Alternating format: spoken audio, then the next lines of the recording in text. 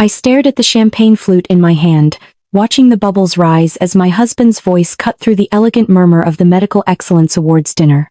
"I need to make an announcement," Marcus said, standing up at our table. His hand rested on the shoulder of the woman beside him. "Not me. Veronica Liu, 27, all glossy hair and practiced smiles. Isabella and I are separating. I know this is unconventional, but I believe in honesty. Veronica and I are together now, and I wanted everyone to hear it from me first." The ballroom went silent. 200 of the most respected medical professionals in the country turned to stare at me. Marcus had chosen the night I was supposed to receive recognition for 10 years of cancer research to publicly humiliate me. He slid an envelope across the white tablecloth. Divorce papers. At the table where I'd expected to celebrate my breakthrough, surrounded by colleagues who'd watched me build him into the celebrated surgeon he'd become. "I'm sure you understand, Isabella," he said, his voice dripping with false sympathy. "We've grown apart. You've been so buried in your research, and well, a man has needs. Needs for someone who actually remembers he exists." Veronica laughed, a tinkling sound that made my stomach turn. Several people at nearby tables joined in awkward, uncertain laughter that said they didn't know how to react but were following Marcus's lead. He'd always been good at commanding a room. I set down my champagne glass with steady hands. 10 years of marriage. 10 years of putting him through medical school while I worked 2 jobs and completed my doctorate. 10 years of celebrating his successes while mine went unnoticed, even by him. But what Marcus didn't know, what none of them knew, was that 4 weeks ago, I'd overheard everything in the hospital parking garage. I smiled at the room, at Marcus, at Veronica with her hand possessively on my husband's arm. "Thank you all for being here tonight," I said, my voice calm and clear. "I have an announcement of my own." The laughter died mid-breath. "But I'm getting ahead of myself. Let me tell you how we got here. 3 months earlier, I was still living in blissful ignorance. Marcus and I had our routines. He left for the hospital at 6 every morning for surgeries. I arrived at the research lab by 7, often staying until 9 or 10 at night. We'd become ships passing in the night, but I told myself that was normal for 2 driven medical professionals. Our 10th anniversary was approaching in May, and I'd been planning something special. I was weeks away from completing my research on a novel immunotherapy approach for pancreatic cancer, work that could save thousands of lives. I'd planned to announce at the anniversary dinner that Marcus would be listed as a collaborative researcher. A gift, recognition for the support I believed he'd given me. How stupidly naive I was. It was a Tuesday evening in late March when everything changed. I'd left my laptop at the lab and drove back at 8:30 to retrieve it. The parking garage was nearly empty, just a few cars scattered across the levels. As I walked toward the research wing entrance, I heard voices echoing off the concrete. Marcus's laugh. Unmistakable. I froze behind a support column. "She has no idea," he was saying. "Isabella's so absorbed in her precious research, she wouldn't notice if I moved out completely. When are you going to tell her?" A woman's voice. Young, confident. "After the awards dinner in May. I need her to finalize the research publication first." My heart stopped. "Why wait?" the woman asked. "Because, Veronica, my love, I'm listed as lead researcher on the grant applications. If Isabella gets suspicious now, she might realize I've been positioning myself to take primary credit for her work. Once the papers are filed with me as principal investigator, there's nothing she can do about it. I'll have the recognition, the career boost, and I'll be free of her." I pressed my back against the cold concrete, barely breathing. "You're brilliant," Veronica said. "And once you're divorced, we can finally be public. No more sneaking around." 2 more months, Marcus replied. "Then I serve her papers at the dinner, in front of everyone. Maximum impact. She'll be too humiliated to fight the research credits. And I'll emerge as the sympathetic figure, the brilliant surgeon whose wife was too obsessed with work to notice their marriage falling apart." They kissed. I heard the soft sounds, the whispered endearments. Then Marcus's phone rang. "I have to take this," he said. "The pharmaceutical rep about the trial funding." My stomach dropped further. Veronica worked in pharmaceutical sales for Meridian Corp., the company funding my research trials. Was she feeding him inside information? Helping him manipulate the very study I designed? I waited until they left, then sat in my car for an hour, shaking. The man I'd loved since medical school. The man I'd sacrificed everything for. was planning to steal my life's work and destroy me publicly while doing it. That night, I went home and acted normal. Marcus was in the shower when I arrived. He'd texted earlier saying he was working late. I made dinner. We ate in front of the television. He kissed my forehead before bed and told me he loved me. I stared at the ceiling all night, my mind racing. By morning, I'd made my decision. I wouldn't confront him. I wouldn't cry or rage or beg. I would be patient, methodical, strategic. I would gather evidence, protect my research, and when the moment came, I would end him completely. The next day, I called Catherine Walsh, the best divorce attorney in the state. I need everything documented before he knows I'm aware. I told her in her downtown office, my hands clenched in my lap. Catherine was 50-something, sharp-eyed, with gray hair she wore in a severe bun. She'd handled some of the messiest divorces in Massachusetts medical circles. "Tell me everything," she said. I did. The overheard conversation, the research theft, Veronica's pharmaceutical connection, all of it. Catherine's expression hardened with each detail. "This isn't just divorce. This is fraud, intellectual property theft, and potentially a federal crime if he's misrepresenting grant applications. You need more than my help." She connected me with Richard Park, an intellectual property attorney, and Dana Morrison, a forensic accountant who specialized in academic fraud. Over the next month, I became a woman with a double life. During the day, I played the devoted wife. I smiled at Marcus over breakfast. I asked about his surgeries. I reminded him about our anniversary dinner at the Medical Excellence Awards. I even showed him the draft research paper with his name absent from the lead researcher position, exactly as it should be. "This looks great, Isabella," he said, barely glancing at it. "You've worked so hard on this."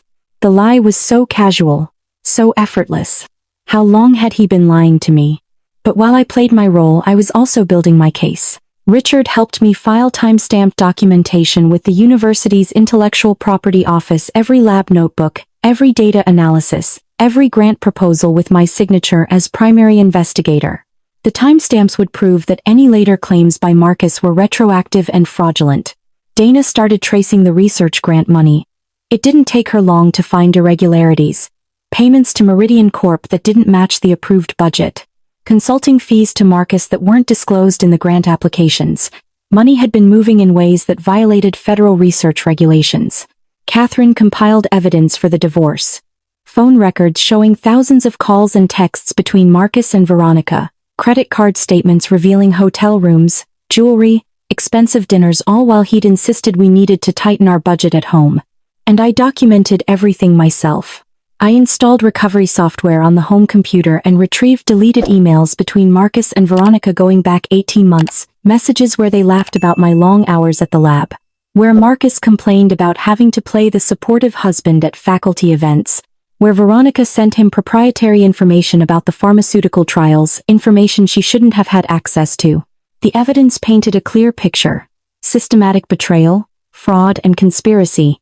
But the hardest part was living with him while knowing everything. Watching him leave for the hospital each morning, knowing he was planning my professional destruction. Sitting across from him at dinner, listening to him talk about his day, knowing that Veronica had probably been in his office earlier. There were moments I almost broke. Moments where I wanted to scream at him, throw the evidence in his face, watch him scramble for excuses.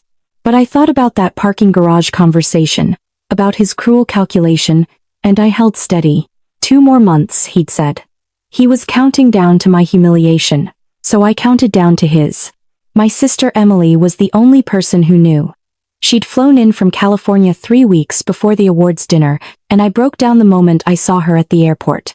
"I can't believe he would do this," she said, holding me in the arrivals terminal while I cried for the first time since the parking garage. "You gave him everything." "I know," I whispered, "but I'm going to take everything back." Emily stayed at a hotel and helped me coordinate everything. She was there when I met with the attorneys, when I reviewed the evidence, when I planned exactly how this would go down. "Are you sure about the public approach?" she asked the week before the dinner. "It's going to be brutal." "He chose public," I said. "He wants to humiliate me in front of every colleague I've ever worked with." "I'm just returning the favor with the truth." The night before the awards dinner, I barely slept. I went over the plan again and again in my mind. Marcus was asleep beside me, snoring softly, completely unaware that his entire world was about to collapse. At 6 a.m., he got up for his usual early surgeries.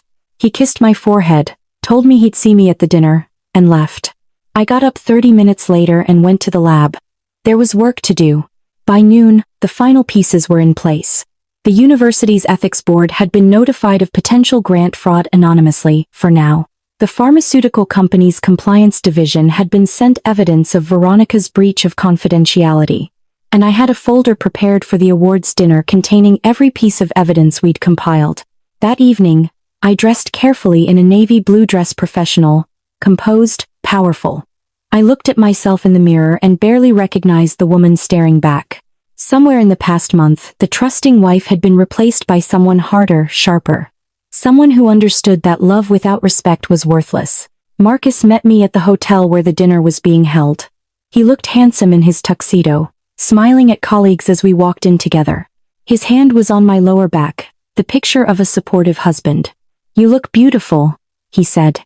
"Thank you," I replied, my voice even. We were seated at a prominent table near the front. The room was magnificent, crystal chandeliers, floor-to-ceiling windows overlooking the harbor, tables set with pristine white linens. 200 people from the medical community, all dressed in their finest.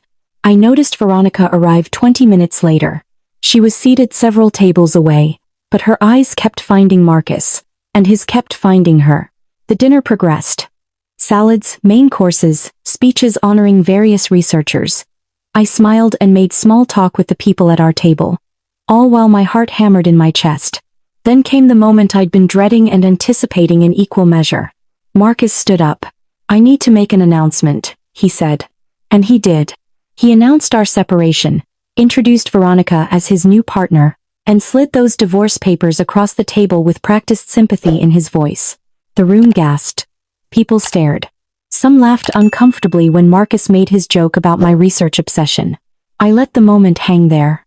Let them see his cruelty. Let them witness his arrogance. Then I stood.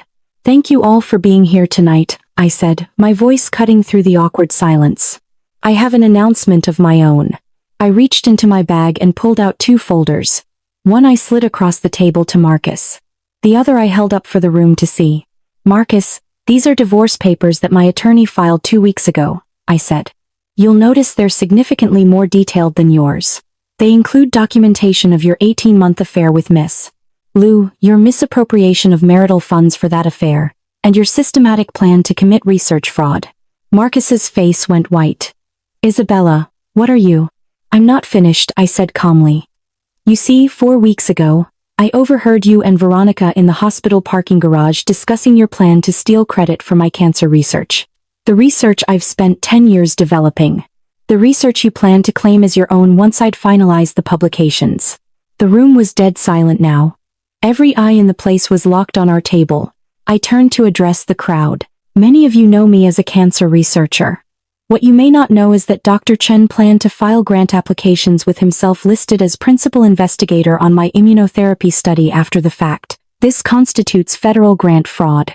Marcus stood up, his chair scraping loudly. "This is insane. Isabella, you're clearly having some kind of breakdown." "Sit down, Marcus," I said quietly. "Or I'll continue with the details about how you've been taking unreported consulting fees from Meridian Pharmaceuticals, the same company funding my research. Fees arranged through Miss Lou, who's been providing you with proprietary trial information in violation of her employment contract and federal regulations." Veronica made a small sound from her table. Her face had gone gray. "I have emails," I continued. "Thousands of them, retrieved from our home computer. Text messages from your phone records. Financial documentation from a forensic accountant. Timestamped lab notebooks proving the research timeline. Witness statements from colleagues who can verify my work. Would you like me to continue, or would you prefer to sit down and let me finish?" Marcus sat down. He looked like he might be sick. I turned back to the room. "I want to be clear. I'm not making these accusations lightly.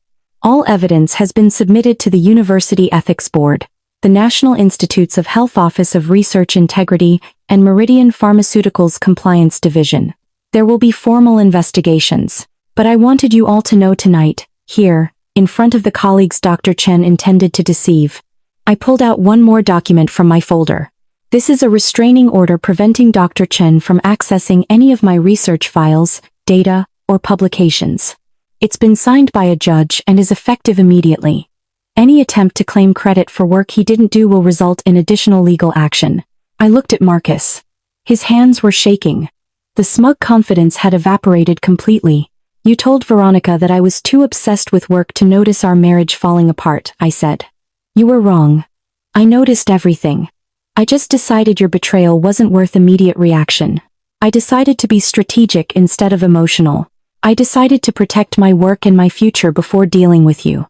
I picked up my bag and the folder I'd brought. The divorce will proceed on my terms, Marcus. You'll find that your attorney will advise you to settle quickly and quietly. The alternative is a public trial where every detail of your fraud becomes part of the public record.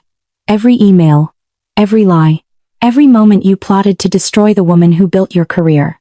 I turned to the event coordinator, who was standing frozen near the stage.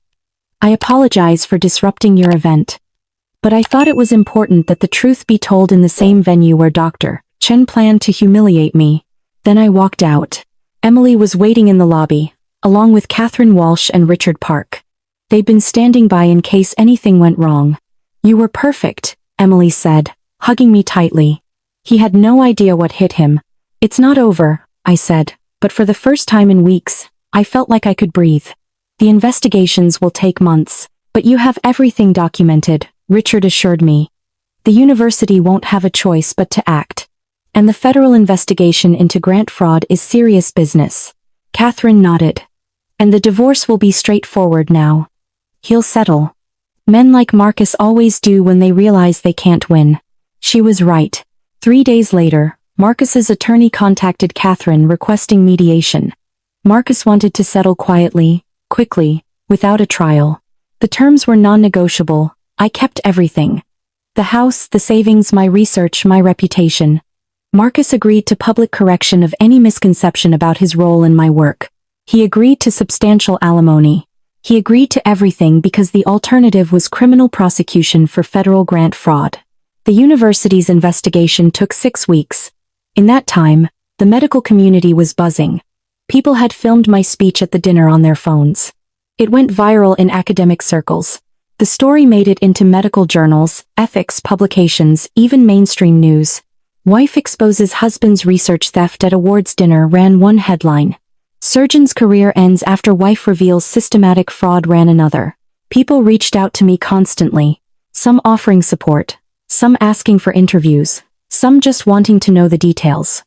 I declined most requests, focusing instead on protecting my research and cooperating with the investigations.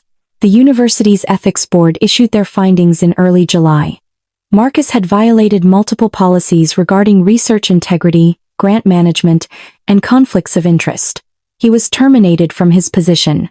His medical privileges at the hospital were suspended pending review by the state medical board. The National Institutes of Health investigation took longer, but their preliminary findings supported everything I'd claimed. Marcus faced potential federal charges for grant fraud. Whether those charges would be filed was up to the U.S. Attorney's Office. Veronica was fired from Meridian Pharmaceuticals within 2 weeks of the dinner.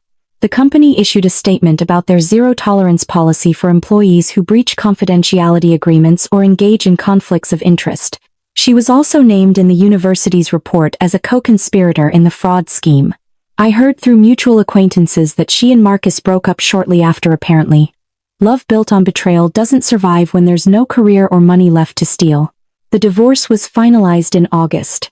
Marcus signed everything without contest. I got the house we'd bought together, the one I'd made mortgage payments on while he was in medical school. I got 70% of our combined assets. I got my research, my career, my reputation. Marcus got nothing but legal bills and a destroyed career. The Medical Excellence Awards Committee reached out in September. They wanted to reschedule my recognition ceremony, this time with proper acknowledgement of my work. I accepted. At the rescheduled event, I stood on that same stage where Marcus had planned to steal my credit, and I accepted recognition for 10 years of cancer research that could change the way we treat one of the deadliest diseases in the world. My name alone was on the research. My name alone was on the grant. My name alone would be on the publications that followed. Emily was in the audience, crying proud tears. So were my parents, who'd flown in from Oregon. Catherine Walsh was there too, smiling like a proud mentor. During my acceptance speech, I didn't mention Marcus.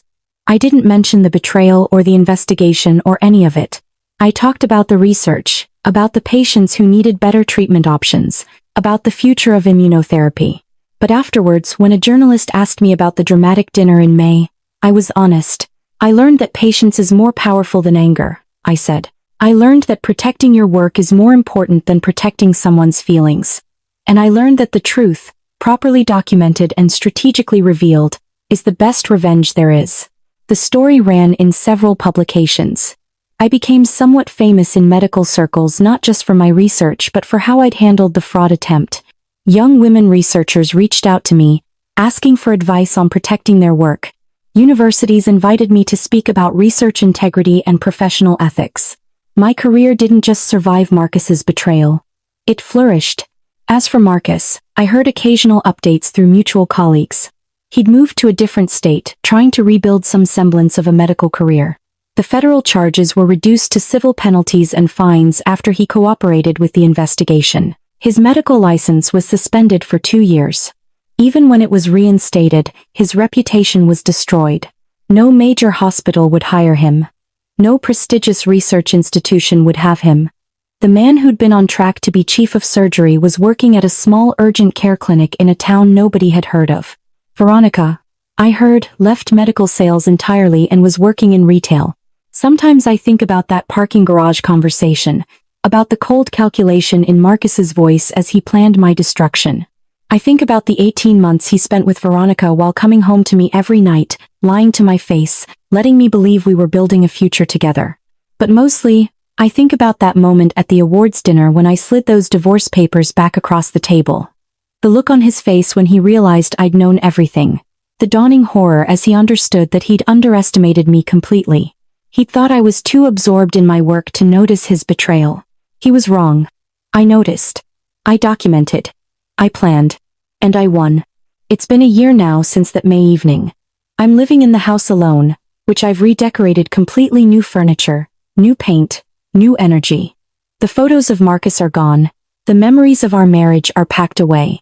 I'm dating someone new. Actually, David is a professor of bioethics at a different university. We met at a conference where I was speaking about research integrity. He's kind, brilliant, and most importantly, he respects my work. He celebrates my successes instead of resenting them. Last week, we were having dinner when he asked me if I ever regretted how I handled things with Marcus. I thought about it carefully before answering. I regret marrying him, I said. I regret not seeing who he really was sooner. But I don't regret how I ended it. He planned to destroy me publicly, to steal my life's work, and to walk away with everything. I stopped him. I protected my research. I made sure the truth came out. No, I don't regret that at all. David reached across the table and took my hand. He thought you were weak because you were kind.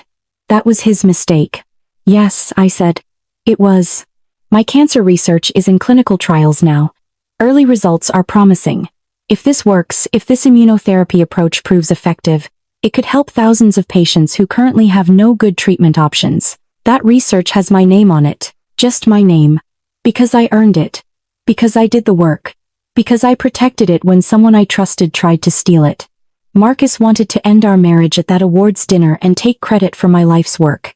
Instead, I ended his career and kept everything that was rightfully mine. He laughed at me that night, standing beside his mistress thinking he'd won. But I had the last laugh.